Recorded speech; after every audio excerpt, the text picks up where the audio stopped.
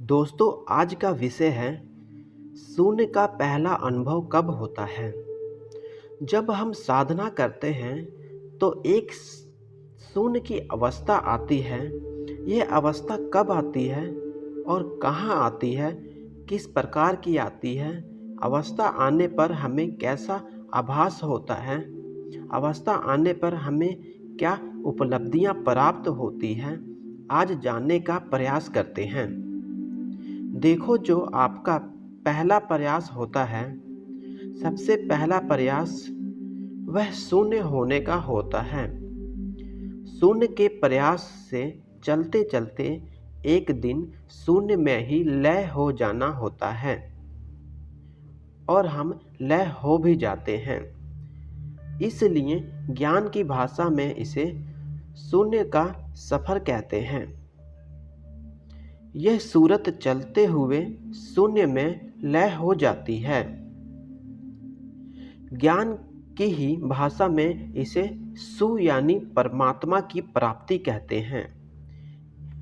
इसी शून्य में अवस्था में जाना होता है। तो यहाँ शून्य की स्थितियाँ के बारे में बता देता हूँ। एक शून्य की स्थिति होती है, एक शून्य का अवस्था होता है, एक शून्य का प्रयास होता है, एक शून्य का अंत यानी लय होता है। शून्य ही प्रयास है और शून्य ही प्रयास का अंत है। शून्य की अवस्था मुख्य रूप से दो प्रकार का है।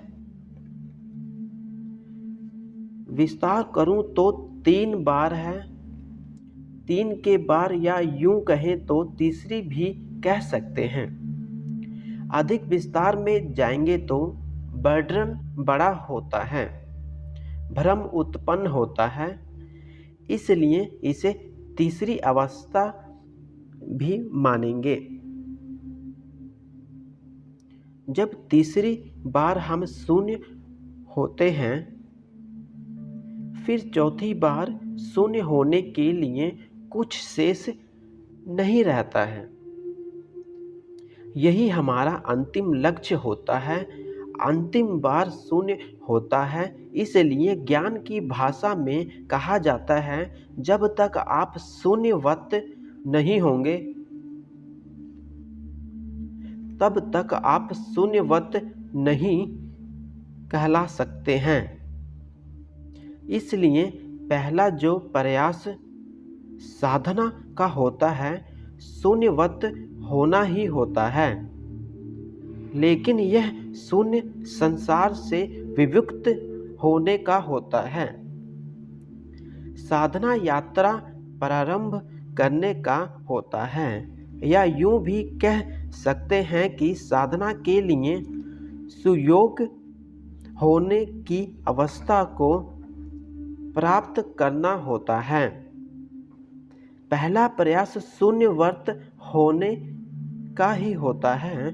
जो शून्यवत हो जाता है, शून्य की यात्रा पर चलता है और अंत में शून्य स्वरूप हो जाता है, तो पहला शून्य जो होता है यानी शून्य की पहली स्थिति होती है, वह आपको त्रिकुटी यानी भूकुटी पर होती है,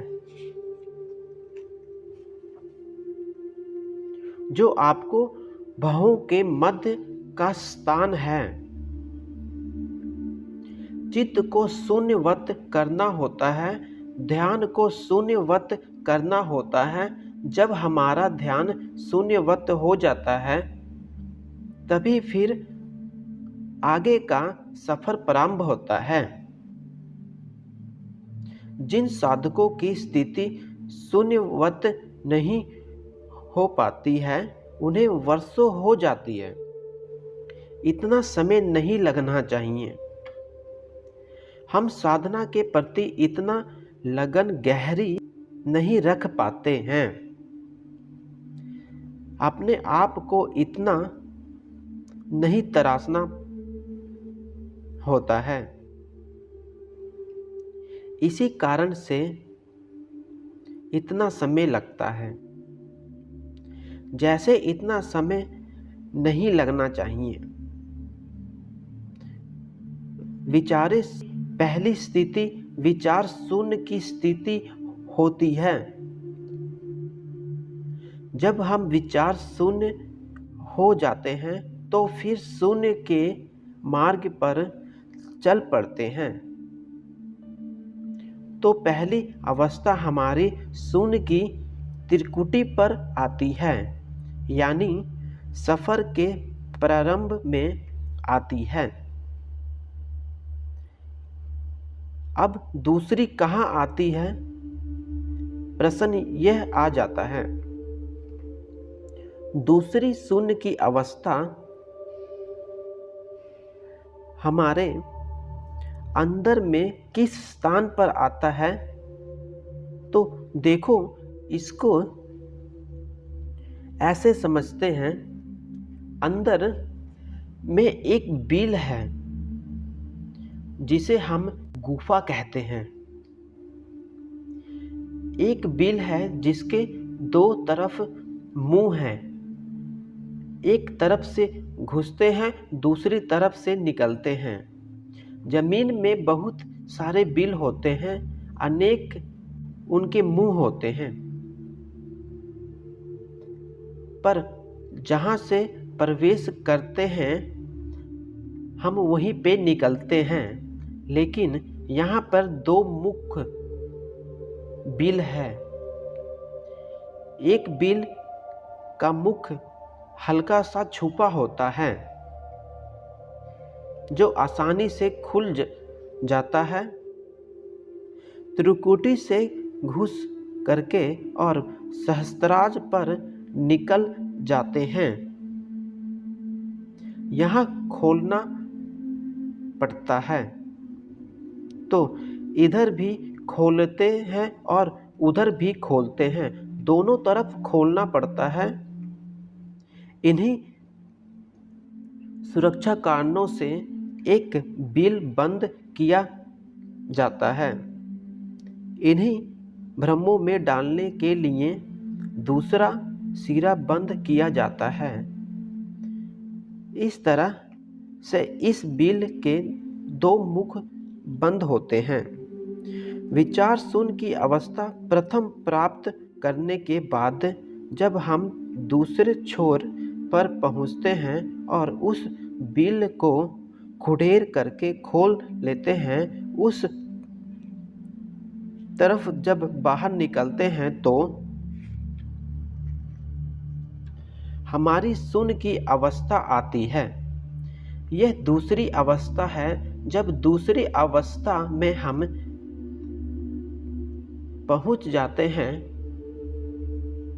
उस अवस्था में हम जब आगे चलते हैं एक सुरंग और मिलती है जो ओम क्षेत्र को पार करते हुए ओम के पार चली जाती है, वहाँ जाकर खुलती है। तो तीसरा शून्य होता है। दरअसल में वही वास्तविक शून्य है। अन्य शून्य को जो हम मुंह कहते हैं वह शून्य नहीं, यह एक प्रयास था। तीसरी जो शून्य है वह महाशून्य है, जो महाशून्य के लय में आ जाता है। वह सदा सदा के लिए जन्म मरण मोह से मुक्ति पा लेता है। तो दोस्तों, आज की वीडियो में बस इतना ही। धन्यवाद।